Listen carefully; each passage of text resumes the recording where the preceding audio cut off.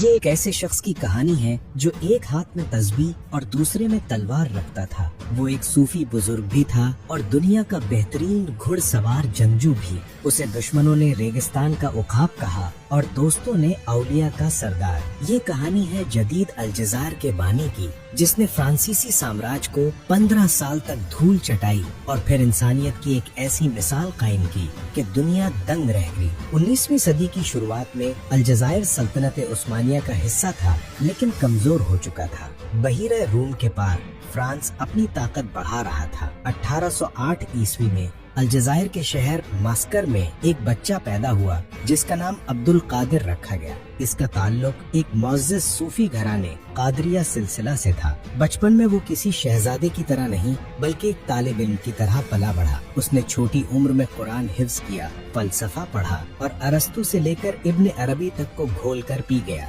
لیکن اس کا باپ جانتا تھا کہ آنے والا وقت قلم کا نہیں تلوار کا ہے، اس لیے عبد القادر کو گھڑ سواری اور تلوار بازی کی ایسی تربیت دی گئی کہ وہ چلتے گھوڑے پر کھڑے ہو کر نشانہ لے سکتا تھا۔ 1830 میں فرانس نے الجزائر پر حملہ کر دیا۔ فرانسیسی فوج جدید توپوں اور ہزاروں سپاہیوں کے ساتھ آئی۔ الجزائر کا عثمانی گورنر ڈے فوراً ہار گیا اور ہتھیار ڈال دیے۔ ملک میں افراتفری مچ گئی۔ قبائل کو ایک لیڈر کی ضرورت تھی۔ سب کی نظریں عبد القادر کے بوڑھے والد محی الدین پر تھیں، لیکن انہوں نے کہا کہ یہ وقت میرا نہیں، میرے بیٹے کا ہے۔ 1832 میں صرف 24 سال کی عمر میں عبد القادر کو قبائل نے اپنا امیر یعنی کمانڈر منتخب کر لیا۔ ایک نوجوان صوفی جس نے کل تک صرف کتابیں دیکھی تھیں، اب دنیا کی سب سے طاقتور فوج یعنی فرانس کے سامنے کھڑا تھا۔ امیر عبد القادر جانتا تھا کہ وہ کھلے میدان میں فرانسیسی توپوں کا مقابلہ نہیں کر سکتا، اس لیے اس نے ایک نئی جنگی چال ایجاد کی، گوریلا وار یعنی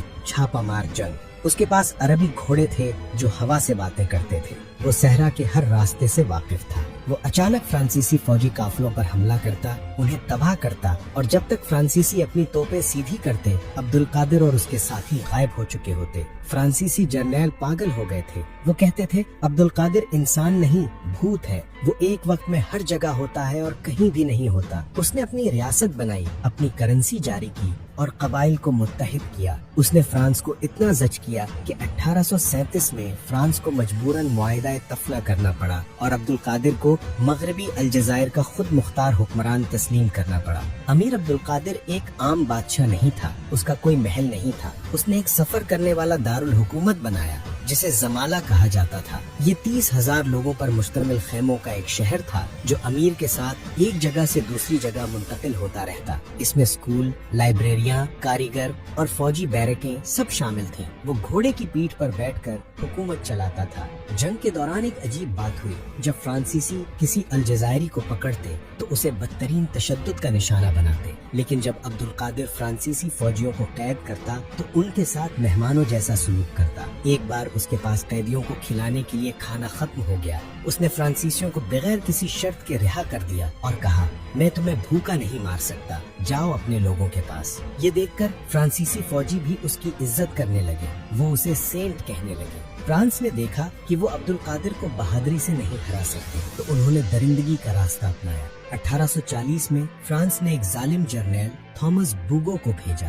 بوگو نے جھلساتی ہوئی زمین یعنی اسکارچڈ ارتھ کی پالیسی اپنائی۔ اس نے عبد القادر سے لڑنے کے بجائے الجزائر کے عوام کو نشانہ بنایا۔ اس نے دیہات جلا دیے، فصلیں تباہ کر دی، مویشی مار دیے اور کنوؤں میں زہر ڈال دیا۔ 1843 میں اس نے اچانک حملہ کر کے امیر کے چلتے پھرتے شہر زمالہ کو تباہ کر دیا۔ اب عبد القادر کے پاس نہ کھانا تھا نہ پناہ گاہ، اس کے لوگ بھوک سے مر رہے تھے۔ 1847 میں اپنے لوگوں کی نسل کشی کو روکنے کے لیے اس عظیم مجاہد نے ہتھیار ڈالنے کا فیصلہ کیا۔ اس نے کہا، میں اپنی انا کے لیے اپنے لوگوں کو ذبح نہیں ہونے دوں گا۔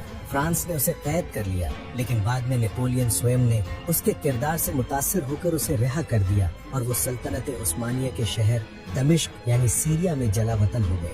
وہاں وہ عبادت اور پڑھانے میں مصروف ہو گئے، لیکن تاریخ نے اسے ایک بار پھر پکارا۔ 1860 کے فسادات دمشق میں مسلمانوں یعنی دروز اور عیسائیوں کے درمیان خوفناک فسادات پھوٹ پڑے۔ مشتعل ہجوم عیسائیوں کے محلوں کو جلا رہا تھا اور انہیں قتل کر رہا تھا۔ جب پوری دنیا خاموش تھی، 52 साल बूढ़ा शेर अमीर अब्दुल कादिर अपनी पुरानी तलवार लेकर घर से निकला। उसने अपने 300 वफादार अलजायरी साथियों के साथ मिलकर ईसाइयों के मोहल्ले का घेराव कर लिया। जब हुजूम ईसाइयों को मारने आया तो अमीर अब्दुल कादिर ने अपनी तलवार उठाई और गरज कर कहा कि अगर तुम इन बेगुनाहों को मारना चाहते हो तो पहले तुम्हें मुझे अब्दुल कादिर को मारना होगा। क्या इस्लाम तुम्हें यही सिखाता है? हुजूम इस मुजाहिद आजम का सामना न कर सका और पीछे हट गया। उस रात अमीर अब्दुल कादिर ने 15,000 ईसाइयों की जान बचाई, उन्हें अपने घर और किले में पनाह दी। दमिश्क के इस वाक़े ने पूरी दुनिया को हिलाकर रख दिया। जो फ्रांस कल तक उसे दुश्मन समझता था, उसने उसे अपना सबसे बड़ा मेडल लीजन ऑफ ऑनर दिया। अमेरिकी सदर अब्राहम लिंकन ने उसे तोहफे में 2 बेहतरीन पिस्तौल भेजे और उसे इंसानियत का हीरो करार दिया। मलिका विक्टोरिया, पोप और रूस के जार ने उसे खराज तहसीन पेश की। 1883 में दमिश्क में इस अजीम इंसान का इंतकाल हुआ, उसे वहीं दफन किया गया। बाद में उसकी बाकियात अलजायर लाई गई। अमीर अब्दुल कादिर अलजायरी तारीख की उन नायाब शख्सियात में से है जो मैदान जंग में भी हीरो थे और मैदान जंग के बाहर भी। उन्होंने दुनिया को बताया कि जिहाद सिर्फ तलवार चलाने का नाम नहीं, बल्कि बेगुनाहों, चाहे वो दुश्मन ही क्यों ना हो, की जान बचाने का भी नाम है। न्यूयॉर्क टाइम्स ने उनकी मौत पर लिखा था कि सदी का सबसे बहादुर और सबसे शरीफ दुश्मन दुनिया से चला गया।